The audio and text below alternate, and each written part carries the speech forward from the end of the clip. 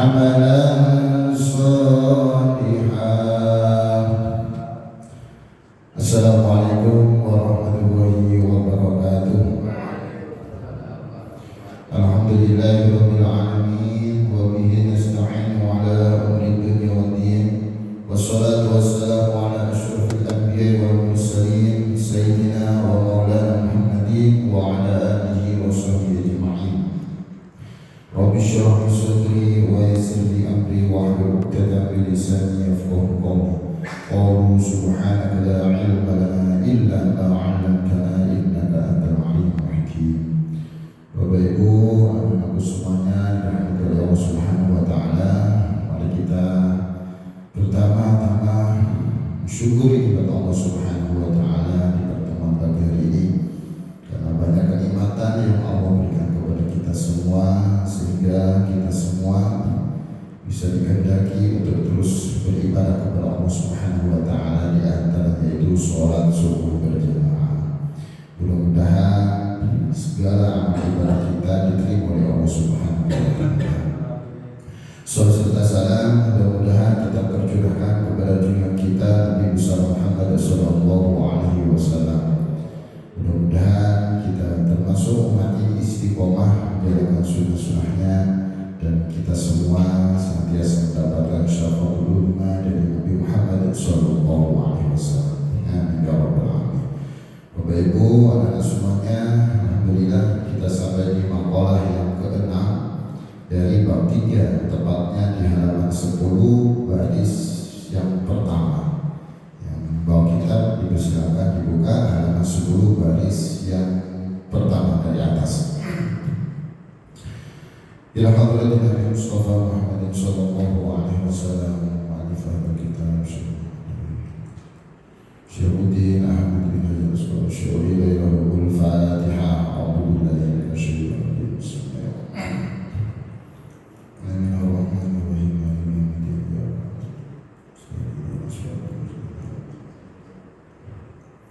Bismillahirrahmanirrahim. Qala al-mu'allif rahimahullah wa nafa'ana bihi wa bi'ulumihi fid dharain.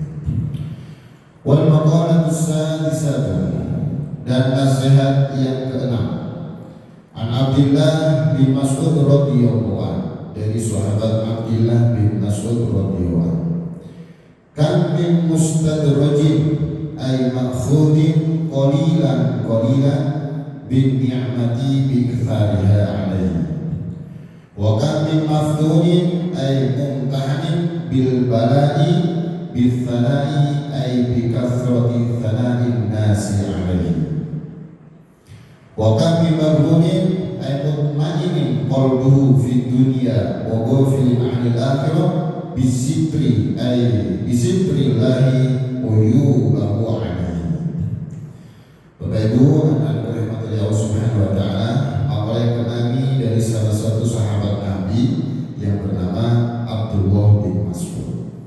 Bunyi dari nasihat beliau yang pertama, kam min mustadrajin, berapa banyak orang yang diluluh atau dibiarkan ay makhudin qalilan bin ni'mati bi akthariha, yakni diambil sedikit demi sedikit kenikmatan dengan memberikan kenikmatan yang banyak pula, melimpahkan kenikmatan yang banyak pula alaihi, kepada orang yang sudah diluluh oleh Allah Subhanahu wa taala. Di pertama makalah yang ke-6 ini kita membahas tentang istidraj. Istidraj itu luluh kalau bahasa orang Jawa ya. Kalau orang bahasa umumnya dibiarkan. Jadi berapa banyak orang yang senantiasa dibiarkan oleh Allah dengan diperbanyak, dilimpahkan kenikmatan dunianya. Ya.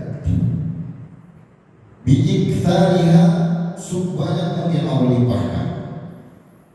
Tapi ternyata itu pelan-pelan telah dijerumuskan kepada jurang kehinaan, jurang kebinasaan. Tidak ibadah tapi semakin kaya, tidak sholat semakin sukses, semakin lancar usahanya, tidak bersedekah semakin melimpah kehidupannya, dan juga jarang sakit lagi. Taat kepada Allah sangat-sangat diabaikan sekali.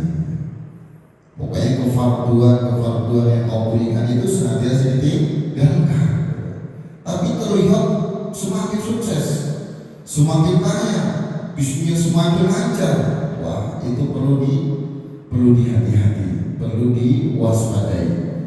Itu bisa jadi ketika kita semakin sukses, semakin kaya, semakin berhasil dari urusan dunianya, namun itu semua kita iringi dengan ketakwaan kepada Allah, maka itulah yang namanya istidraj, dilulu dulu sama Allah. Ya. Dan ketika itu yang terjadi, maka apa yang harus ada dalam benak kita? Maka setiap diri dari kita, maka yang pertama yang harus kita lakukan adalah ketakwaan kepada Allah Subhanahu wa Ta'ala. Apapun profesi kita, baik itu kita berada di posisi bawah, menengah, apalagi ada di atas, maka yang penting kita harus iringi dengan ketakwaan kepada Allah Subhanahu wa Ta'ala. Ketakwaan dari Allah Subhanahu wa Ta'ala itulah yang memang menjadi dasar kita untuk senantiasa menjalani hidup di dunia dengan penuh ketenangan. Jangan sampai kemudian istidraj inilah yang kemudian Allah berikan kepada kita. Kita yang dalam ibadah sering meninggalkan perintah-perintah Allah, sering melakukan larangan-larangan Allah, maksiat terus-menerus, ya, dengan berbagai macam hal apapun yang termasuk kategori maksiat dilakukan terus, ya, ternyata tidak sukses. Maka ini introspeksi buat kita. Maka ini juga jangan sampai salah paham kita sama Allah, sudah sama Allah, sampai kemudian terungkap bahasa sederhananya, ya Allah, aku ini sudah rajin ibadah, sholat berjamaah 5 waktu, menghafal Al-Quran, terus kemudian sedekah gak berhenti-berhenti, tilawah gak berhenti-berhenti, berbuat baik terus-menerus, tapi hidupku kok kayak gini terus gitu, kok serba kekurangan terus gitu. Padahal dia bisa hidup itu sudah merupakan rezeki yang besar. Artinya apa? Dia selama ini bisa hidup masih ada yang dikonsumsi, ada yang dimakan, karena rezeki itu sudah pasti dijamin oleh Allah. Terus melihat yang di kanan kirinya, sedangkan itu ya Allah jarang sholat, bahkan maksiat terus, judi terus, main perempuan terus, ya. Masih semua dilakukan, tapi kok tambah kaya, kok tambah sukses, usahanya tambah maju, tambah berkembang. Ya orangnya pelit, gitu. Ya orangnya itu banyak pelanggaran. Ya kok beri kaya. Nah itu ya tak boleh orang seperti itu. Ya bagi kita dalam kondisi situasi bagaimanapun, keimanan, keislaman yang ada dalam diri kita itulah nikmat terbesar. Bab sebelumnya sudah kita pelajari bahwa Islam merupakan nikmat yang terbesar, keimanan nikmat yang terbesar, luar biasa. Karena itu menjadikan seseorang hidupnya tenang, bahagia dunia akhirat. Walaupun kondisi kita di bawah, ketika ada keimanan, ketika kemudian di situ ada kerelaan, keriduan, qanaah, syukur sama Allah, hidupnya pun akan tenang, akan tenteram, damai. Sebaliknya, ketika keimanan ini tidak ada dalam diri kita, walaupun Allah limpahkan segalanya, hidupnya tidak akan tenang, akan sibuk dan disibukkan oleh apa yang sudah Allah berikan. Justru malah kehidupannya itu selalu ada kegelisahan. Dia harus menjaga, dia harus begini, harus begitu. Yang diurusnya yang ada dalam hati adalah dunia. Nah, tapi kalau didasar dengan keimanan, luar biasa. Di bawah aja bersyukur terus sama Allah yang ada dalam keterangan. Apalagi posisi di atas, luar biasa, tambah bersyukur. Dijadikan segala sarana yang ada, kesehatan dia pergunakan untuk mendekatkan diri kepada Allah. Dia diberi kedudukan jabatan, dia bergunakan untuk membela agama Allah. Dia diberi kekayaan untuk berjuang di jalan Allah, semakin tinggi semakin hebat kedekatan dengan Allah. Jadi poinnya, profesi apa tuh kita, posisi dimanapun, yang penting kita betul-betul bertakwa kepada Allah Subhanahu wa Ta'ala. Itu sangat penting. Kenapa? Karena kita tidak mau ketika di dunia kita berjuangkan mati-matian. Dari sisi dunia, pagi, siang, sore, malam, ternyata itu Allah berikan sebagai bagian daripada istidraj bagi kita. Karena ayatnya sudah jelas dalam Al-Quran itu, walladzina kadzdzabu bi ayatina sanastadrijuhum min haitsu la ya'lamun. Orang-orang yang mendustakan ayat kami, sanastadrijuhum, akan kami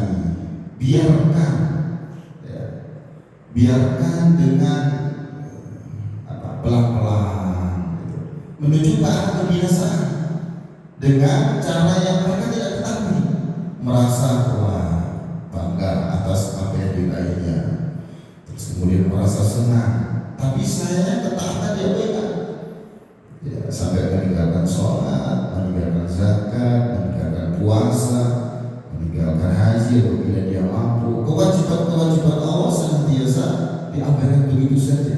Lalu itu yang terjadi, sanastadrijuhum min haitsu la ya'lamun, dengan cara yang mereka tidak ketahui, maka di situ ada pelan-pelan Allah akan binasakan.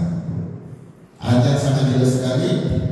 Falamma nasu ma dzukiru bihi fatahna 'alaihim abwaaba kulli syai' hatta idza farihu bima utu akhadnahum baghtatan fa idza hum mublisun.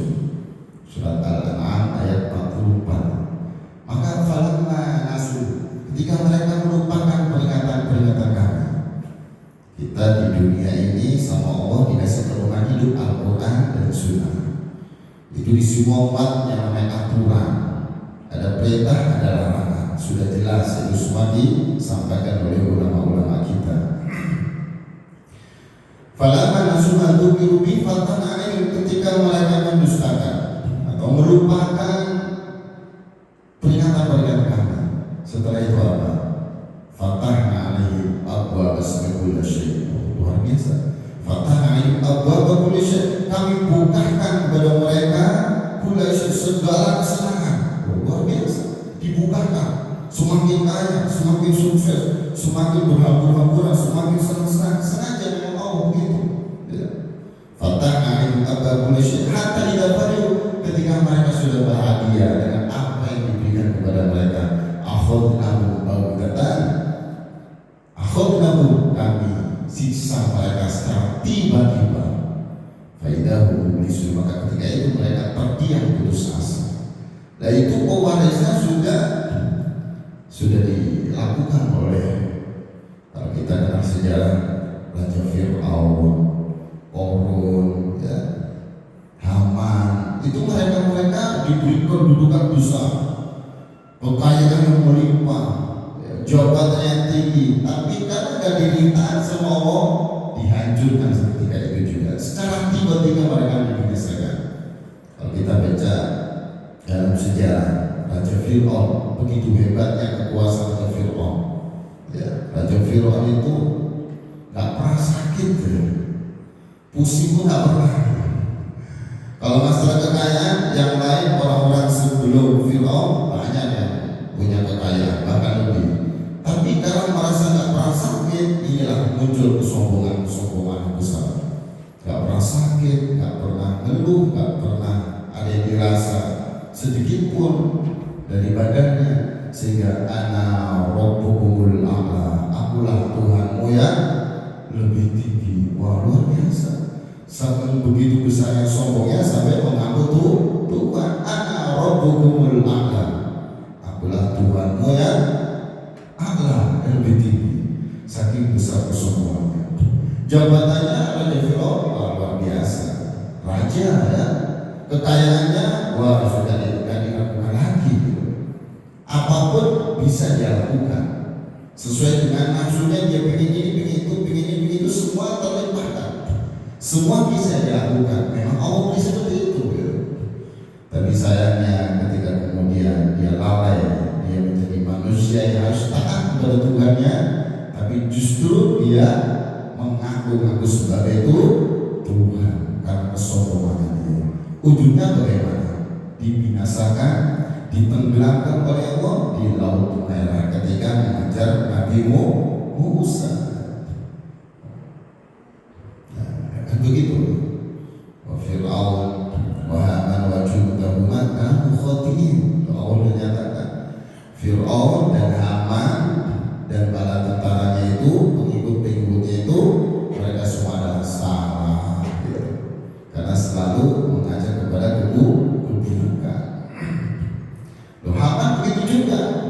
Jadi Haman ini merupakan menterinya Fir'aun, menteri bagian pembangunan, menteri merangkap bagian ini bagian itu, jabatannya tinggi di situ, luar biasa.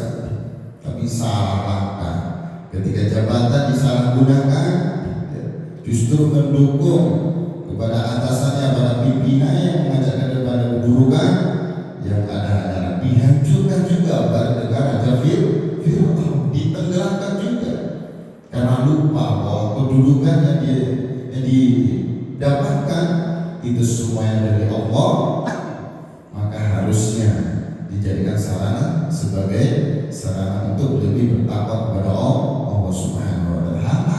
Akhirnya ditenggelamkan juga. Korun, akhirnya ada muncul istilah harta karun. Itu ada sejarahnya.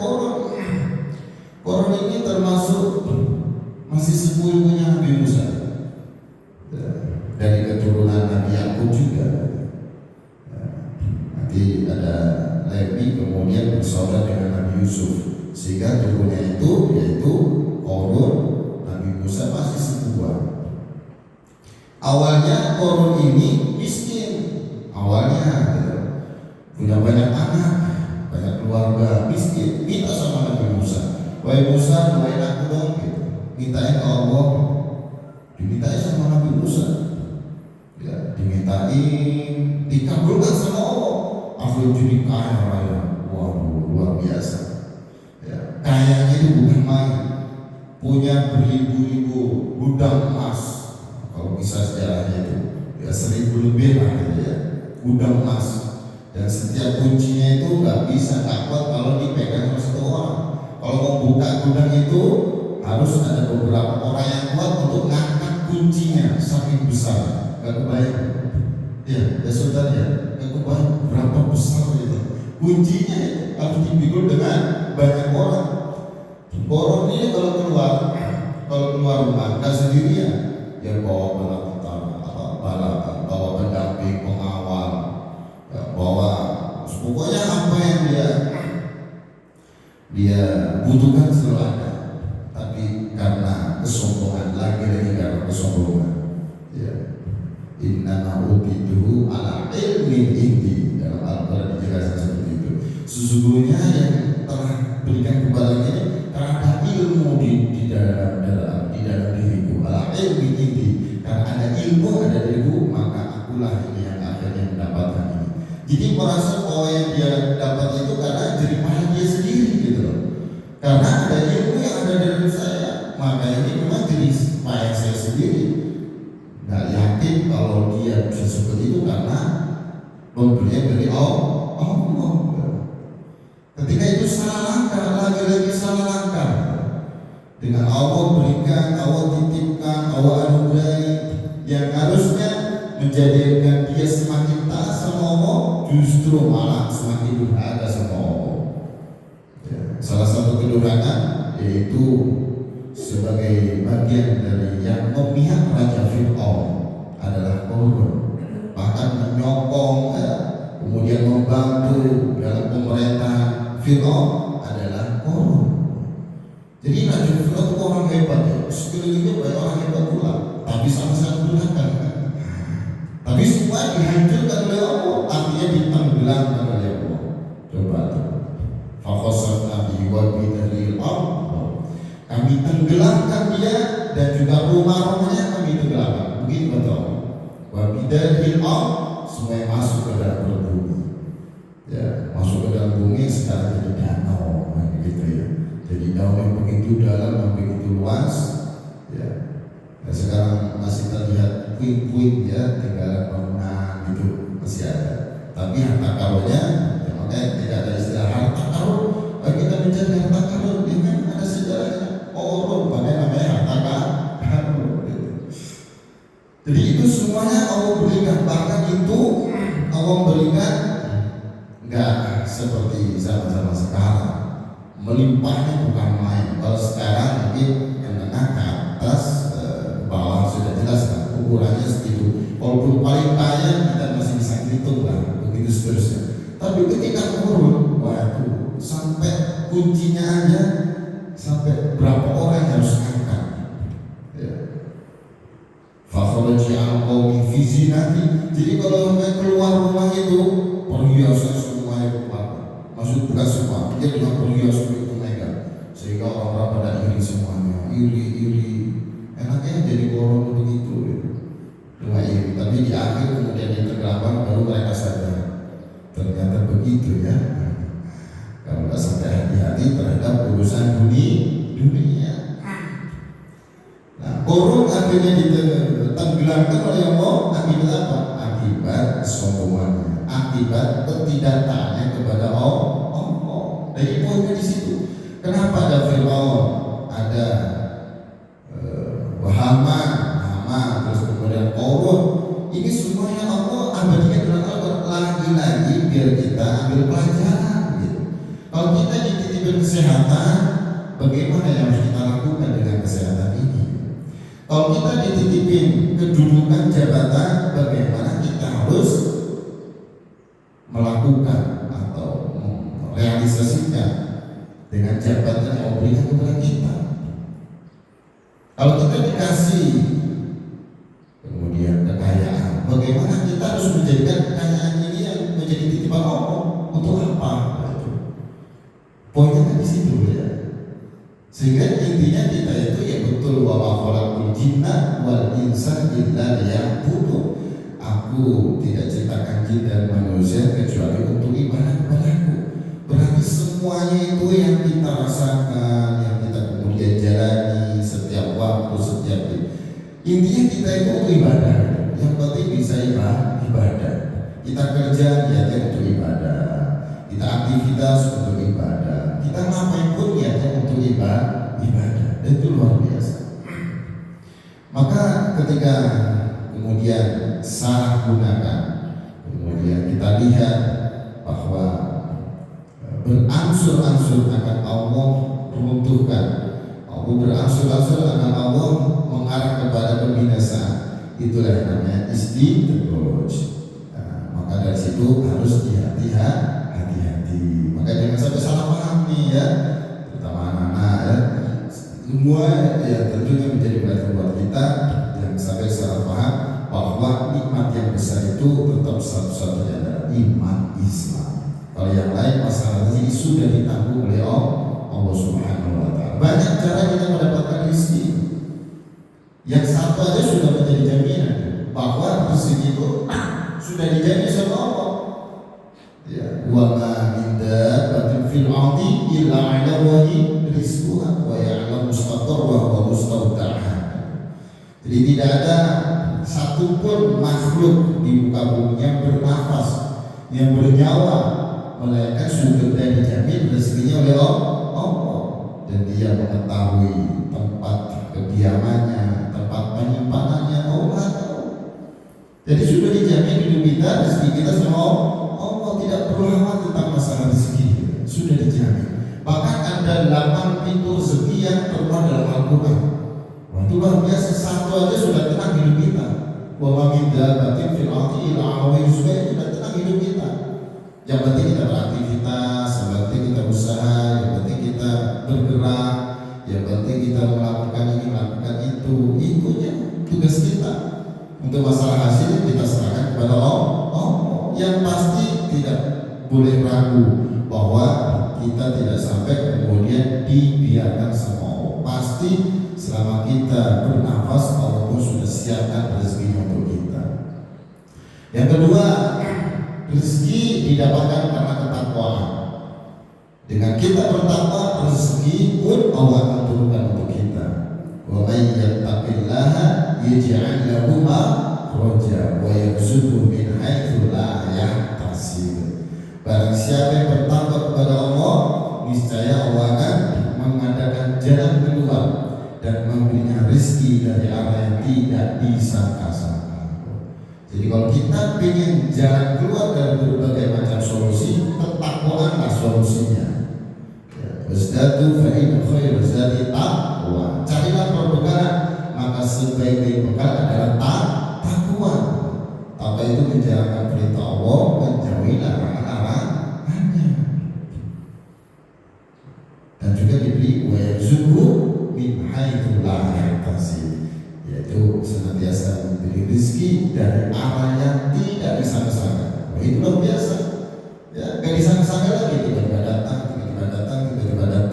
Jadi kunci untuk kita mendapatkan rezeki seperti itu harus bertakwa kepada Allah Subhanahu wa Ta'ala. Luar biasa. Ada pula rezeki karena bersedekah. Ya.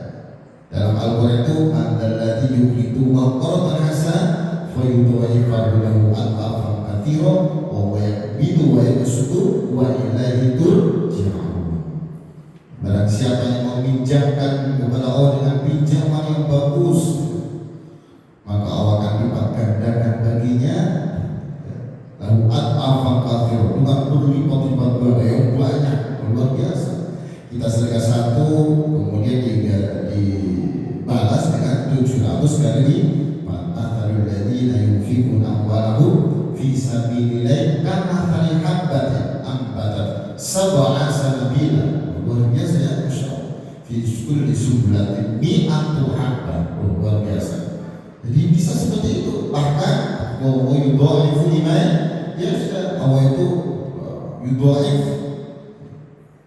kepada segala sesuatu. Allah bisa melipat gandakan sesuka-suka Allah, bahkan lebih daripada itu. Luar biasa ya, anak-anak ya, khususnya.